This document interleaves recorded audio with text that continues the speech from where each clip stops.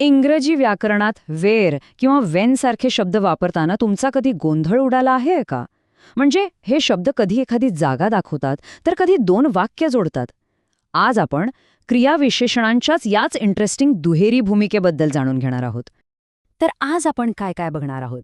सगळ्यात आधी क्रियाविशेषणांबद्दलचा जो काही गोंधळ आहे तो दूर करू. मग आपण त्यांचे दोन मुख्य प्रकार पॉइंटर्स आणि कनेक्टर्स हे काय आहेत ते समजून घेऊ. आणि हो, हे सगळं ज्ञान वापरून आपलं लिखाण अधिक प्रभावी कसं करायचं हे पाहू. आणि शेवटी एक छोटीशी टेस्ट घेऊया. चला तर मग सुरुवात करूया. बघा, आधुनिक भाषातज्ञांच्या मते क्रियाविशेषण ही एक कॅच ऑल कॅटेगरी आहे. म्हणजे काय तर जे शब्द नाम, सर्वनाम किंवा विशेषण यांसारख्या गटात बसत नाहीत त्यांना सरळ या गटात टाकलं जातं. आणि याचमुळे खरा गोंधळ सुरू होतो. आता हे वाक्य बघा. हे ते शहर आहे जिथे ही कथा घडली आहे. यातला जिथे हा शब्द काय करतोय? तो शहराकडे बोट दाखवतोय म्हणजे तो पॉइंटर आहे, की तो दोन वाक्यांना जोडतोय म्हणजे कनेक्टर आहे? हाच तो प्रश्न आहे. चला, हा गोंधळ सोडवण्यासाठी आपण आधी पहिल्या प्रकाराकडे वळूया. हे आहेत लोकेटिव्ह क्रियाविशेषणे, ज्यांना आपण सोप्या भाषेत पॉइंटर्स म्हणूया. तर लोकेटिव्ह क्रियाविशेषणं म्हणजे काय? त्यांचं मुख्य काम आहे पॉइंट करणं, म्हणजे बोट दाखवणं. अगदी हे आणि ते या शब्दांसारखं. ते एखाद्या जागेकडे किंवा वेळेकडे थेट निर्देश करतात. आता ही स्लाईड खूप इंटरेस्टिंग आहे. यातून आपल्याला कळतं की आपली ही सामान्य क्रियाविशेषणं ऐतिहासिकदृष्ट्या कशी तयार झाली आहेत.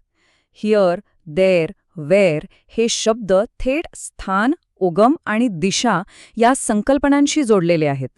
ठीक आहे, तर आपण पॉइंटर्स पाहिले जे दिशा दाखवतात. आता नाण्याची दुसरी बाजू बघूया, म्हणजे रिलेटिव्ह क्रियाविशेषणे जी कनेक्टर्स म्हणून काम करतात. आता हे शब्द पॉइंट करण्याऐवजी कनेक्ट करण्याचं काम करतात. म्हणजे काय तर ते एका वाक्याला आधी उल्लेख केलेल्या व्यक्ती, ठिकाण, वस्तू किंवा वेळेसोबत जोडतात. ते एका पुलासारखं काम करतात. आणि इथे त्यांचं काम अगदी स्पष्ट दिसतं. औपचारिक इंग्रजीमध्ये आपण इन विच किंवा ऑन विच असं वापरतो, पण रोजच्या बोलण्यात आपण त्याऐवजी वेअर किंवा वेन हे सोपे शब्द वापरतो. बघा किती सोपं होतंय. तर सगळ्यात महत्त्वाचा मुद्दा हा आहे की एकच शब्द वाक्यात तो काय काम करतोय यानुसार या दोन्ही भूमिकांमध्ये बदलू शकतो. कधी तो पॉइंटर असतो तर कधी कनेक्टर.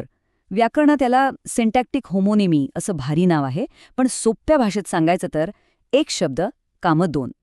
इथे फरक अगदी स्पष्ट दिसतोय. डावीकडे बघा, वेअर इज द बुक. इथे वेअर थेट प्रश्न विचारतोय म्हणून तो पॉइंटर आहे, पण उजवीकडे this is the library where I study.